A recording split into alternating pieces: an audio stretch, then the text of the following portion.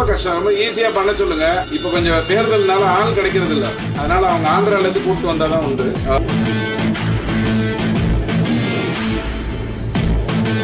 அந்தந்த தொகுதியில என்ன மாதிரியான மக்கள் இருக்காங்க, யாரை நிக்க வச்சா நல்லதுங்கிற அடிப்படையில தான் இவங்களால நிக்க முடியும். அங்க ஒரு தகுதியான ஆள் வரணும் தானே ஒழிய மத ரீதியா வரக்கூடாதுன்ற தைரியம் எல்லாம் ஜெயலலிதா மக்கள் தான் இருக்கு. 35% இந்துக்கள் யார் ஆண்டாலும் என்ன, எவன் ஆண்டா என்ன, நான் நல்லா இருந்தா போதும், என் பொண்ணுக்கு வேலை கிடைச்சிச்சு, சீமந்த நடந்துச்சு, குழந்தை பிறந்துச்சுன்னு கேவலமான ஒரு சுயநலமான ஒரு வாழ்க்கையை வாழ்வது 35% இந்துக்கள் தான். இவங்க கேஸ் இல்லைன்னா ஒருவேளை ராமசாமி வீட்டுல இல்லையோ அதனாலதான் ஸ்டாலின் அப்படி சொல்றாரு. நம்ம கருணாநிதி எப்படியுமே எப்போதுமே நான் தான் பண்ணேன் என்னால்தான் நடந்தது, நான் தான் இசைஞானி என்று பெயர் வைத்தேன், நான் தான் கலைஞானி என்று பெயர் வைத்தேன், அவர் மாதிரி தன் திறமையை பேசிட்டு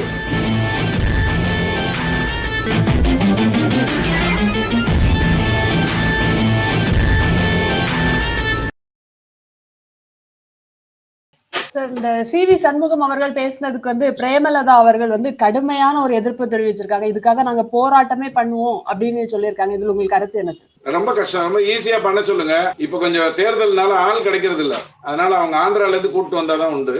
ஒரு 10,000-20,000 பேருக்கு 500 ரூபாய் டெய்லி ஒரு நாளைக்கு கொடுத்து நல்ல கறி சோறெல்லாம் போட்டு அவங்க எல்லாரும் எதிர்ப்பு உட்கார வச்சு, அவங்களுக்கு சி.வி. சண்முகம்னா என்னன்னு தெரியாது, நயன்தாரானா தெரிஞ்சிருக்கிறதுக்கு வாய்ப்பு இருக்கு, அதையெல்லாம் தெரிஞ்சுக்காம இவர் ஒரு போராட்டம் நடத்தினாங்க அப்படி சொன்னா பிரம்மாண்டமா இருக்கும். ஆனால் விஜயகாந்தின் மனைவி என்கின்ற ஒரு விதத்துல விஜயகாந்த் நாகரிகமா தான் நடந்துக்கிட்டார். அந்த நாகரிகம் கருதி இவங்களுக்கு அந்த தகுதி இருக்குன்னு நம்ம சொல்லலாம். பணம் கொஞ்சம் செலவாகும். தேர்தல் காலம் இப்பெல்லாம் கூட்டி வச்சு ஆளெல்லாம் வச்சு ரெடி பண்ணி எல்லாம் கொடுக்க முடியாது. ஆந்திரால இருந்து வேற எங்க இருந்தாவது கூட்டு வந்தாதான் உண்டு. பிரேமலதாக்கு ஆந்திரால நிறைய கனெக்ஷன்ஸ் உண்டு. அதை வச்சுட்டு ஒரு 10,000 பேரை கூட்டு வந்தாங்கன்னா அவங்களுக்கு எல்லாம் பாவம் ஒரு 500 ரூபாயும் ஒரு 2-3 வேளை பிரியாணியும் கிடைக்கும். போகும்போது டிஆர் பாலு சரக்கு அடிச்சுட்டு அவங்க ஆந்திராவுக்கு போனாங்கன்னா போற வழியில ஒரு 4 பேரை கொலை பண்ணிட்டு போயிருவான். மேட்டர் முடியும். இதுதான் நடக்கும். சார், நீங்க பாத்திருப்பீங்க, திமுகவுக்கு தான் சிறுபான்மையினர் ஓட்டு ரொம்ப சாலிடா கிடைக்கும் அப்படிங்கிற ஒரு எழுதப்படாத நியதி இருக்கு அப்படின்னு சொல்லுவாங்க.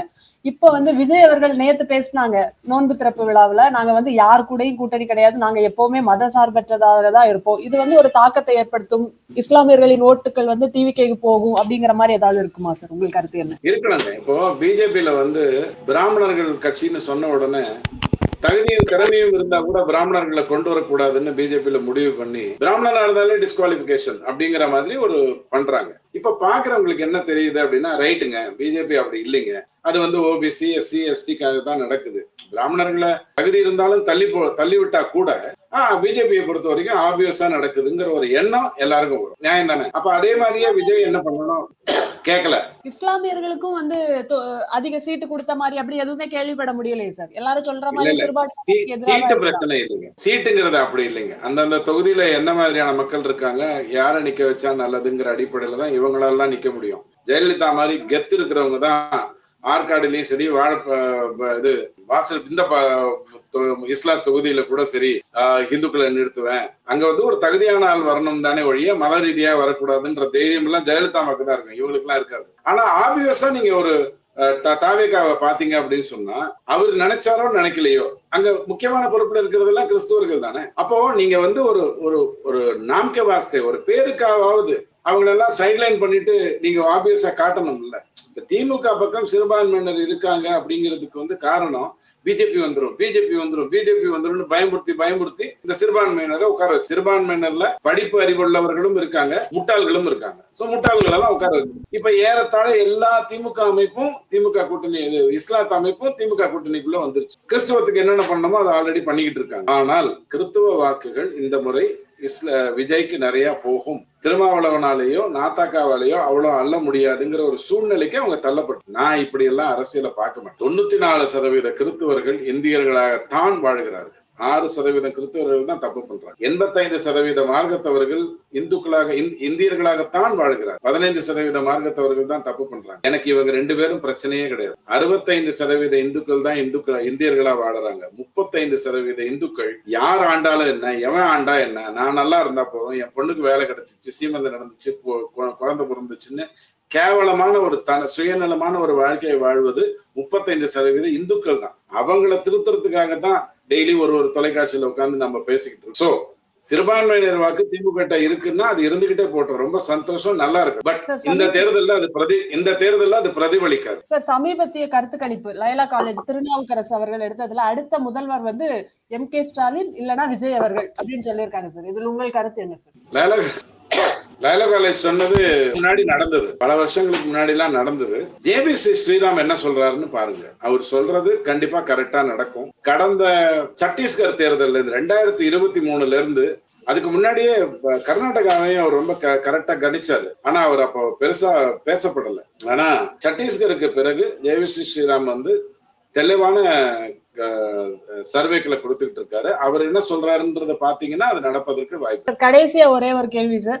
LPG தட்டுப்பாடு, ஹோட்டலை மூடுறாங்க, ஹாஸ்டல்ல சாப்பாடு இல்ல, மெனுவை கட்டுப்படுத்துறாங்க அப்படின்னு சொல்றாங்க ஒரு பக்கம். இன்னொரு பக்கம் வந்து காங்கிரஸோட ஒரு பெரிய போராட்டம். ராகுல் காந்தி அவர்கள் சொல்றாங்க இந்தியாவின் பிரைம் மினிஸ்டரே கிடையாது மோடி அவர்கள், அவர் வந்து அமெரிக்கா கிட்ட மொத்தமா அடைஞ்சிட்டாங்க அப்படின்னு சொல்லிட்டு. இதில் உங்கள் கருத்து என்ன சார்? இல்ல இப்ப எல்லார் வீட்லயும் கேஸ் இருக்கு. இவங்க வந்து கேஸ் இல்லைன்னா ஒருவேளை ராமசாமி வீட்டுல இல்லையோ அதனாலதான் ஸ்டாலின் அப்படி சொல்றாரு.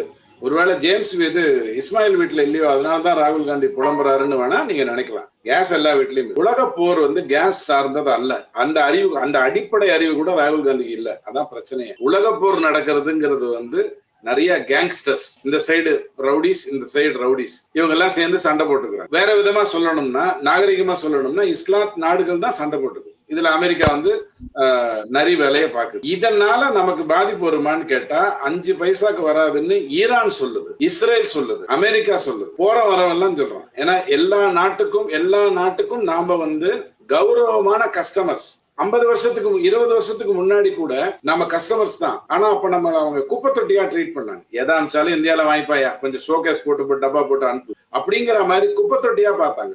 இப்ப அப்படி இல்ல. இன்னைக்கு இந்தியாவை அவங்க பாக்குறது வந்து மிகப்பெரிய கஸ்டமர் ஜோன். இந்தியா இல்லைன்னா உணவு அப்படிங்கிறது வந்து ஈரானுக்கு போகாது, கிடைக்காது அப்படிங்கிற ஒரு பொசிஷன்லாம் இருக்கு. சோ இதையெல்லாம் தெரிஞ்சுக்கிட்டு ராகுல் காந்தி பேசுவாருன்னு நீங்க நம்பினீங்கன்னா உங்க அறியாமையை தான் நான் வருத்தப்படணும். கேஸ் சம்பந்தப்பட்டது இல்ல, கேஸ் ரொம்ப ஈஸியா நடந்துரும். இந்த மித்தேன் விஷயத்துல வந்து தேவையில்லாம ஸ்டாலின் வந்து குழப்பிக்காம இருந்திருந்தாருன்னா நம்மளுடைய தயாரிப்பு நம்ம இடத்துல நல்லா நடந்துரும். சோ எல்லார் வீட்லயும் கேஸ் இருக்கிற வரைக்கும் அந்த பொய்யை எப்படி ஒத்துப்பாங்க? மொத்தமா அமெரிக்கா கிட்டே அடிபணிஞ்சிட்டாங்க, இந்த வெளியுறவு கொள்கையே தப்பா இருக்கு அப்படின்னு திருமாவளவன் முதல் கொண்டு பேசுறாங்களே சார். நீங்க ட்ரம்ப் கிட்ட இருக்கிற ஒரு பிரச்சனை என்னன்னா, நம்ம கருணாநிதி எப்போதுமே நான் தான் பண்ணேன், என்னால்தான் நடந்தது, நான் தான் இசைஞானி என்று பெயர் வைத்தேன், நான் தான் கலைஞானி என்று பெயர் வைத்தேன், அவர் மாட்டுக்கு தன் பெருமையை பேசிட்டே இருப்பார். இப்ப அதனுடைய உச்சகட்டமா ஸ்டாலின் வந்து பயங்கரமா பேசுறாரு. டொனால்ட் ட்ரம்ப்பும் அப்படித்தான். அவர்கிட்ட யாராவது போய் கேட்டாங்களா? நான் வந்து ஏற்கனவே இந்த உதாரணம் சொல்லியிருக்கேன். செக் போஸ்ட்ல ஒரு ஆபீசர் உட்கார்ந்து இருப்பாரு, இந்த பக்கம் வண்டி போகும், இந்த பக்கம் வண்டி போகும், ஏய் போ, ஏய் நிறுத்து, ஏய் போ அப்படின்னு அவர் சொல்லுவாரு. பக்கத்திலே ஒரு லூஸ் உட்கார்ந்துக்கிட்டு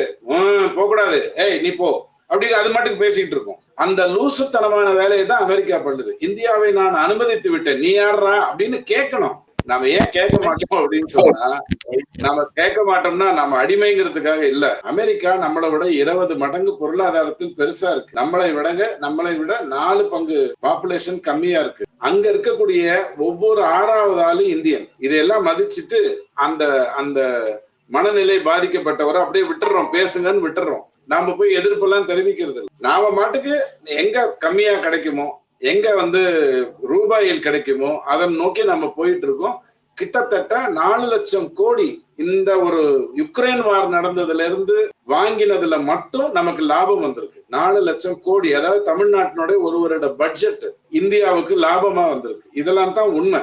சோ ராகுல் காந்தி ஐயா பேசினாலும் சரி, ட்ரம்ப் பேசினாலும் சரி, ஜாலியா கேட்டுக்கோங்க. ஜனகராஜ் அபூர்வ சகோதரர்கள கண்டுபிடிப்பாரு பாருங்க யார் திருடன் பண்ணான்னு, அந்த மாதிரி நினைச்சுக்கோங்க. ஜனகராஜ் மாதிரி நம்ம இவரை நினைச்சுக்கோங்க, யாரு ட்ரம்ப் நினைச்சுக்கோங்க. கொஞ்சம் உள்டாவா சார் தூள் கிளப்பிட்டீங்க அப்படிங்கிற மாதிரி ராகுல் காந்தியை நினைச்சுக்கோங்க. இதான் உண்மை. நான் மட்டுப்படுத்தல, நல்லா புரிஞ்சுக்கோங்க. நான் பாமரனுக்கு எல்லாருக்கும் எளிய முறையில புரியணுங்கிறதுக்காக இந்த மாதிரியான உதாரணம் சொல்றேன், அசிங்கப்படுத்தணுங்கிறதுக்காக இல்ல. அமெரிக்கா கிட்ட எவன் போய் கேட்பான் பர்மிஷன்? எதுக்கு நான் கேட்கணும்? என்னுடைய நாட்டு கரன்சி அவங்க கிட்ட இருக்கா? அவங்க கிட்ட இருந்து நான் கடன் வாங்கியிருக்கேன்னா என்னுடைய இறக்குமதி அவன் சார்ந்தது இருக்கா, அல்லது என்னுடைய ஏற்றுமதி அவனிடம் போகிறதா? நான் எதுக்கு போய் அவன்கிட்ட கேட்கணும்? அவசியமே இல்லையே. இல்ல நான் உதயநிதிக்கு ஜால்ரா போடுற திமுக காரனா, ஐயோ உதயநிதி என்ன சொல்லுவாரோ அப்படின்னு நினைக்கிறதுக்கு அதுவும் கிடையாது. எதுக்கு நான் போய் அவங்ககிட்ட பர்மிஷன் கேட்கணும்? தமிழகத்துல வந்து எல்லா வாட்டியும் மாதிரி இல்லாம இந்த வாட்டி 4 முனை போட்டி ரொம்ப ஸ்பெஷலா இருக்க போகுது, ஸ்பைசியா இருக்க போகுது தேர்தல் அப்படின்னு சொல்றாங்க. வாக்காளர்களுக்கு ஒரு சின்ன விஷயம் சொல்லணும்னா என்ன சொல்லுவீங்க சார்? 6 முறை போட்டி நடக்குது, 4லாம் இல்ல, 6 முனை. ஓட்டு போட முடியாத 12%, யாருக்கும் பிரயோஜனம் இல்ல, ஓட்டு நீக்கிட்டாங்க. ஓட்டு போடாத 18%, யாருக்கும் பிரயோஜனம் இல்ல. நாத்தாக்கா வாங்கும் 8%, யாருக்கும் பிரயோஜனம் இல்ல. தாவேக்கா வாங்கும் என்று சொல்லப்படுகின்ற 15ல இருந்து 18%, யாருக்கும் பிரயோஜனம். இந்த 6 முனை போட்டியில 4 முனை ஊத்தி மூடிச்சு. எது? எஸ்ஐஆர்ல நீக்கப்பட்டவர்கள், வாக்கு போடாமல் இருக்க போகின்றவர்கள், நாத்தாக்காக்கு ஓட்டு போடுகின்றவர்கள், தாவேக்காக்கு ஓட்டு போடக்கூடியவர்கள், 4ம் வேஸ்ட். திமுக அதிமுக நடக்கிற அந்த 42%, உனக்கு 22 எனக்கு 21 அப்படிங்கிற அந்த சதவீதம் மட்டும் தான் இந்த தேர்தலில் நிர்ணயிக்க போகுது. Thank you sir. இவ்வளவு நேரம் எங்களுடைய கேள்விகளுக்கு மிக தெளிவாக பதிலமைத்தமைக்கு நன்றி.